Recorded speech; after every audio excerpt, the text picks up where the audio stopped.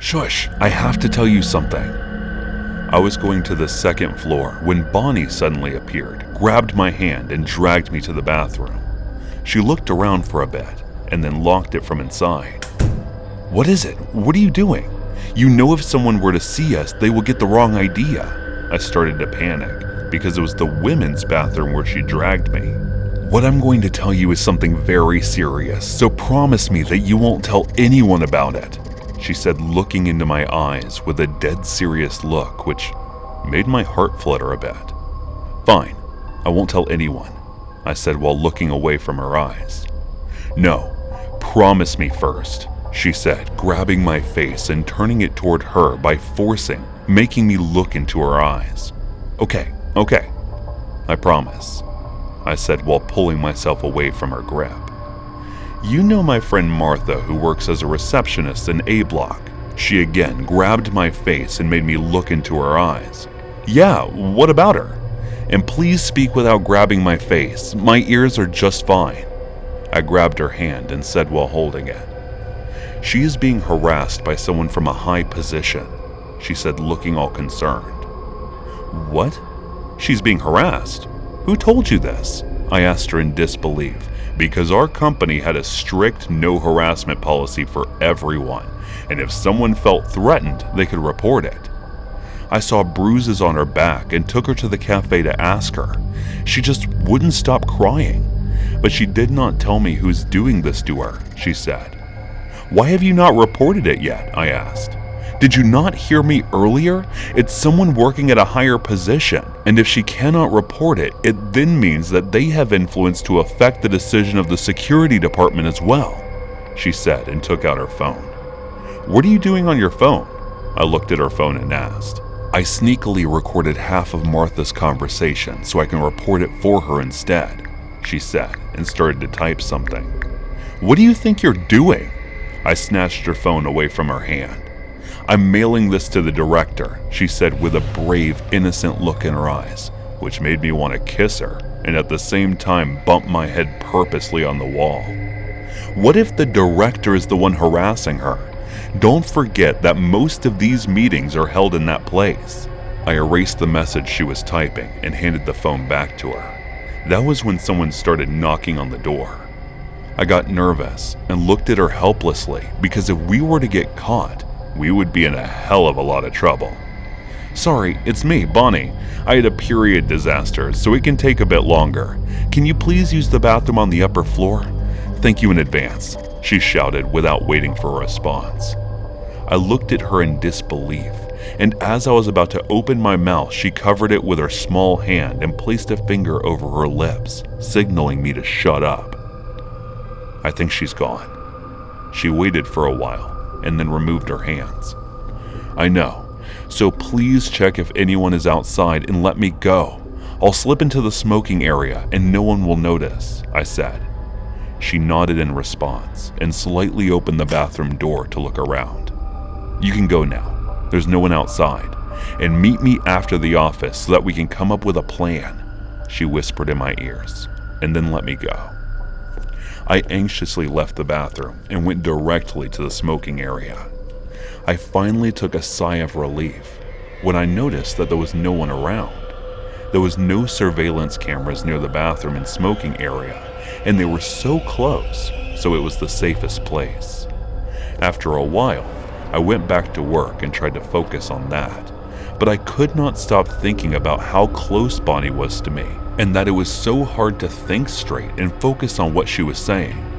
Still, I managed to do that. After work, I headed out first and called Bonnie. She told me that she was already waiting for me in the park near the coffee place. I immediately drove there and saw her sitting on a bench, and as soon as I reached there, she told me that she had already thought of a plan by then. I was impressed. But then I remembered it was Bonnie, and her ideas were also pretty bizarre. So I thought it'd be best if I hear it out first, then concluding that we should apply it. I was surprised to hear the idea was pretty good this time. All I had to do was buy her the micro hidden camera and fit it into a necklace. The next day, I told Bonnie that the necklace she wanted would arrive by tomorrow morning, and she just nodded her head. We decided not to speak that much with each other in the office, so no one suspects anything.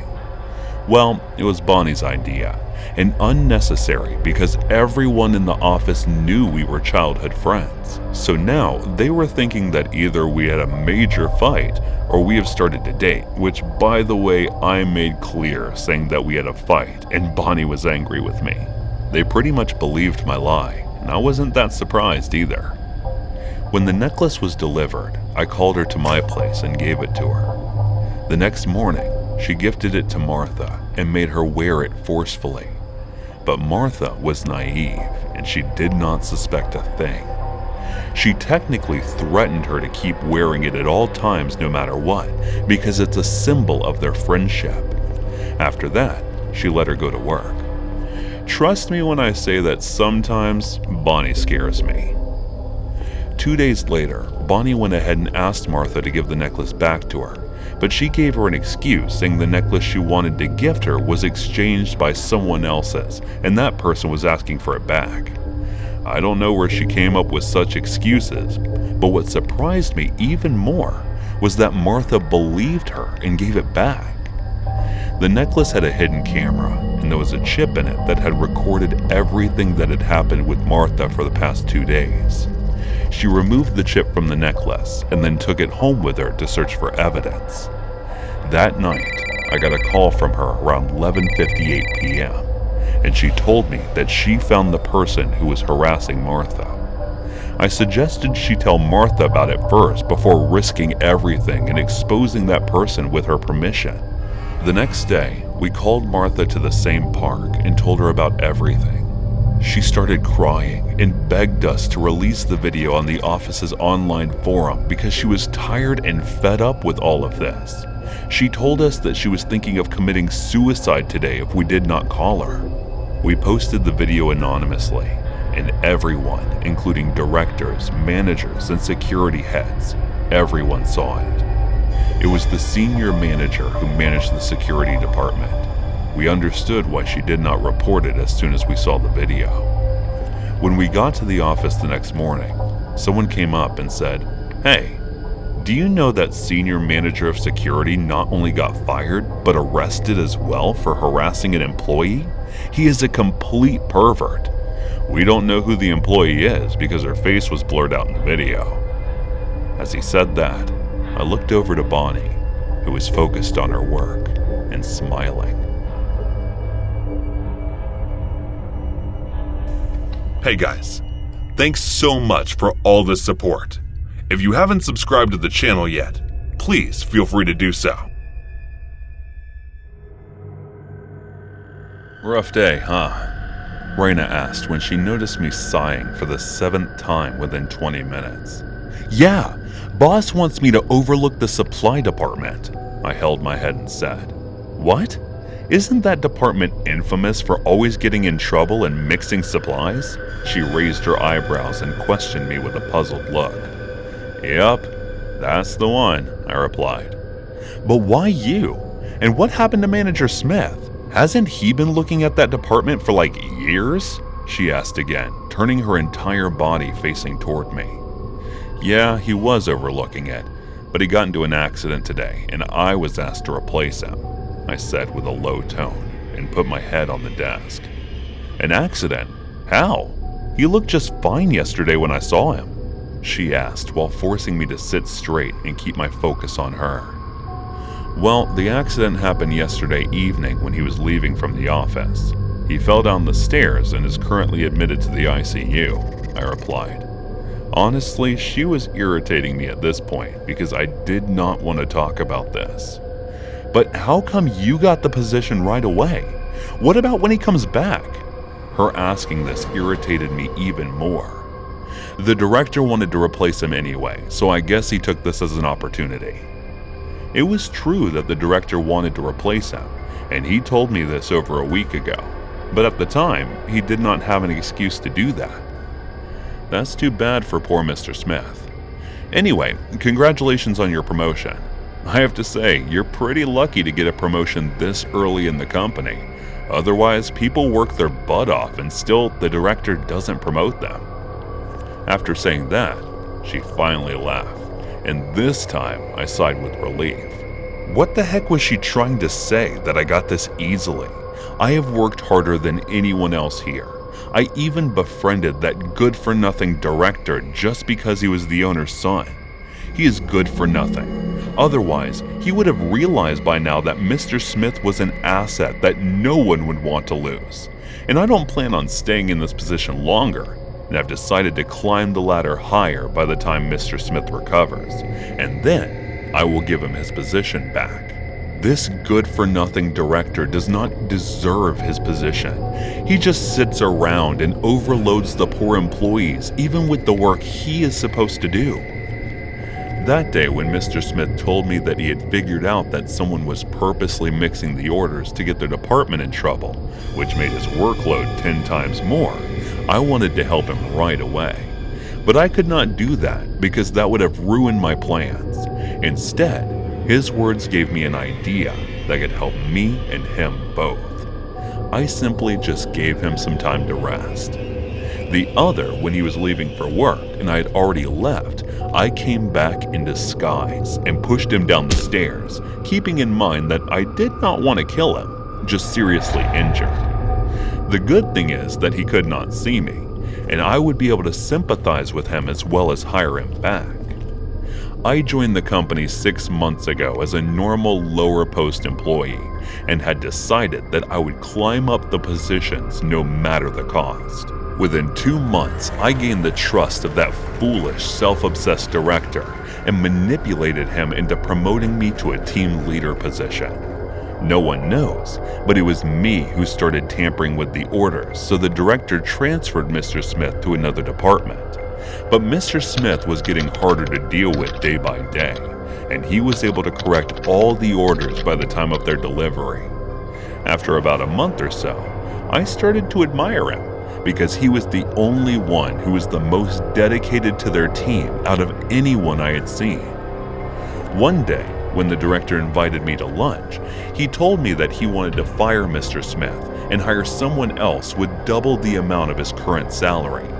But he needed a reason to fire him as per company policy. His words made me so angry that I wanted to kill the director that instant.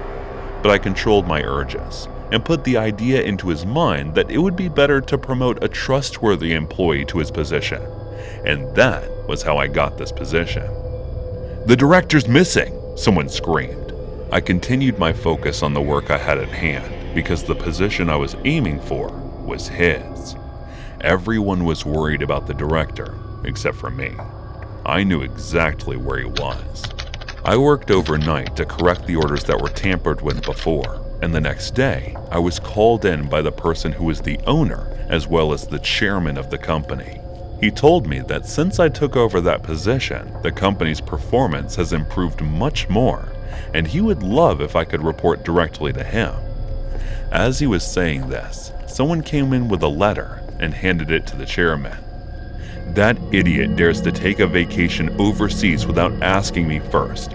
The company's reputation is getting down since he took over the position. I should just fire him if he keeps this up, he said, gritting his teeth after reading the content of the letter. I smiled in my head. I bowed my head and asked his permission to get back to work. When I reached home, the first thing I did was went to the warehouse's basement where I had locked the director. I looked at his tired, wounded, and starving, almost lifeless body and walked closer and poured water over him. After that, I grabbed his head, made him look into my eyes, and said, "Your letter was helpful today. Chairman seemed impressed with me, thanks to you. And don't worry, it's just your karma. Your grandfather and your father took away everything that was supposed to be mine and built this fortune. I'm just working my way to take it back, so don't feel sorry for yourself." I met my first serious boyfriend in my final year of college, and the first few months of our relationship were some of the happiest times of my life. Little did I know that our breakup the following year would result in him basically stalking me for 4 years afterwards. He made my life absolute torture, for almost 5 times as long as we were actually a couple. And over time, someone I loved most in the world became someone I hated and feared with all my heart. A few months into our relationship, he started to display some increasingly possessive and controlling behavior. It was subtle at first. He'd asked if I'd done my workouts, then gently chide me if I'd been too busy to do them. He'd insist on knowing exactly what I was doing on any given day, and he repeatedly made comments on whatever I was eating, exclusively positive reinforcement, but that somehow made the whole thing even creepier. The fact that he was treating me more like a child or a pet than a girlfriend. I didn't just want to jump ship. I was really into him, and practically every young adult novel I'd read involving romance recommended honesty and communication. So, that's what I tried to do. Just warn him off that kind of controlling or patronizing behavior because it was super off-putting. At first, he seemed like he was completely incapable of taking any criticism regarding his behavior, which was yet another red flag. Yet when I assured him I'd be packing my bags if he didn't start treating me like an adult, he relented and promised to be better, but not without what was essentially a miniature temper tantrum. I just put it down to the shock of me threatening to leave. Like it had upset me just to think about too, but still, if I'd have been as wise and world-weary as I am now, I'd have left him as soon as he began to beg. For about a month after, he was true to his word. He stopped being so possessive and let me live my life unhindered. Yet slowly but surely he started acting in the same old way, and that's when it became clear that it wasn't so much that he couldn't change, he just didn't want to. I knew the only way to proceed was to just be brave and break up with him so I could move on with my life. The breakup itself was pathetic in the extreme. He cried and screamed and begged to the point where I wondered where the man I fell in love with had disappeared to. It took a while, but in the end he accepted. A full week went by without us talking, and I honestly thought that was the end of it.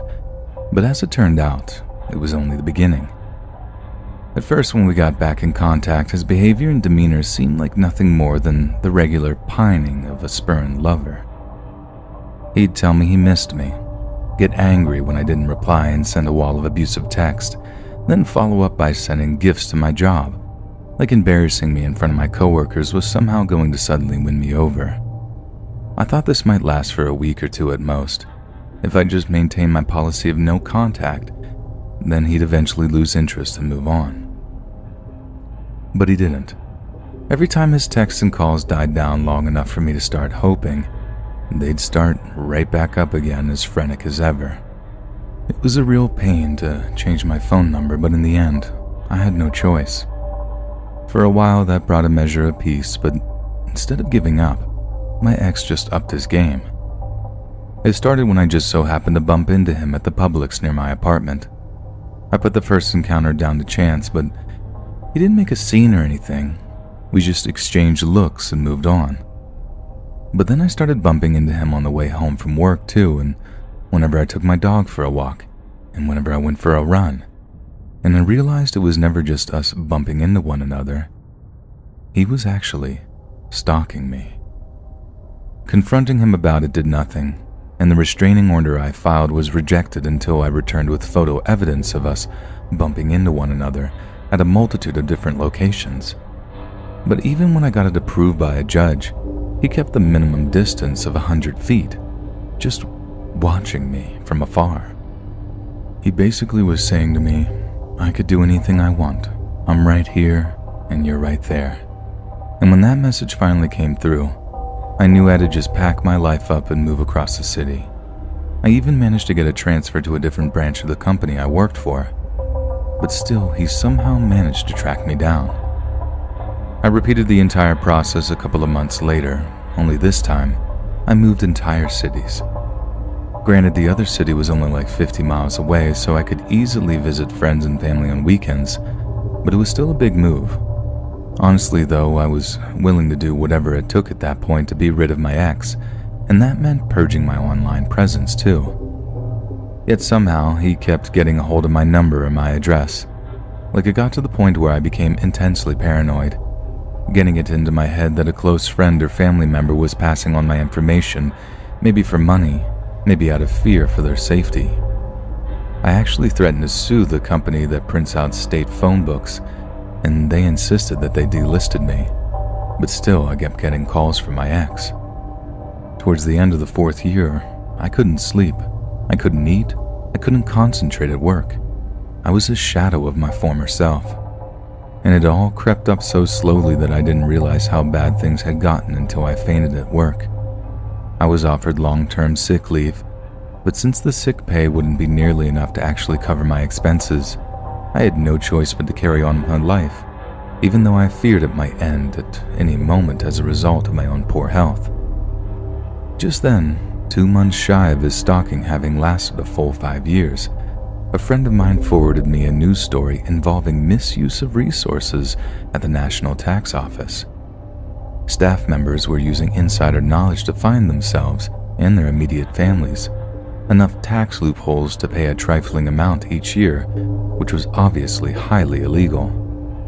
But one of the names listed in the story was one I was very, very familiar with. It was my ex. And although there was every chance he was committing the same tax fraud as the others, I knew he was abusing his position for another reason entirely.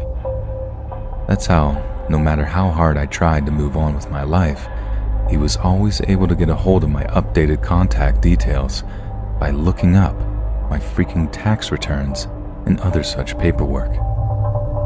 He and his coworkers were looking at lengthy prison sentences for what they'd done, and it seemed like finally I'd get the peace I'd been craving for so long. It might only be for a number of years until he could get out and find me again, but at least it would provide some measure of relief.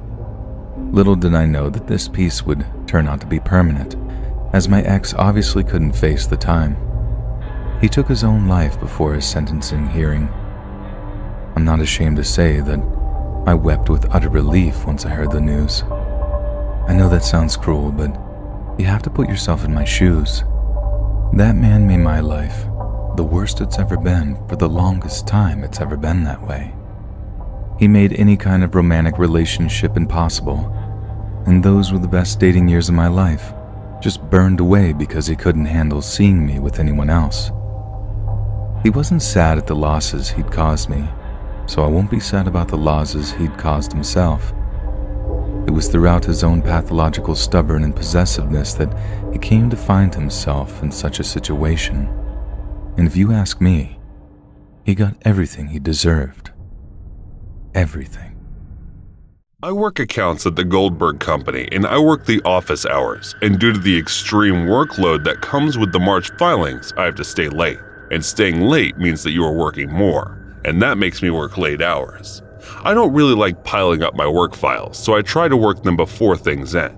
I was playing that hustle. I didn't really belong to the whole office culture thing, but like everyone else, I have bills to pay, so I do that. I was in the office late, and I used to come early and do my job and leave. Other than me, there was this one guy, Alonzo, always there. He was the one who worked like that. One night, while we were going through the files, me and Alonzo decided to bum a smoke in the back alley of the office. We were outside smoking, and then we saw something messed up. It was a figure, almost looked like it was dead, and was moving towards us. We barely could make anything of it, so we just looked at it, and as it got crippled towards us, we quit smoking and decided to head back to the office. Things were getting too weird for both of us. We decided to not talk about it and kept working. I had some files still incomplete, and he had some files. So Alonzo said, "Hey man, that was weird. So when are you leaving?" And I said, "I still have some files left, and I will leave as soon as I am done with them." We were there for a while, and then he left. I was the only one there. And around 10 minutes later, I decided to take another smoke break. And this time, I decided not go to the back alley, and instead, I decided to go to the front gate and smoke there. I went out and saw that there was nobody, not even the guard.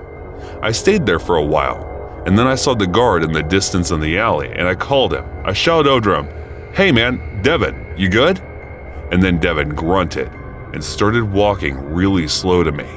And before he could come to me, I got back up to my office, and then I reached office. Alonzo was there. I was there and Alonzo was running through the cabinet looking for things, and he was not looking good. Put my hand on his shoulder, and as I did, he got startled and said, "What the hell, man?" And I asked him, "You good, bro?" And he replied in panic, "He bit me, man. He bit me. I was outside going home, and he bit me." And I asked him, "Who bit you?" "Alonzo, who bit you?" And he said, "The guard man, Devin. Devin bit me.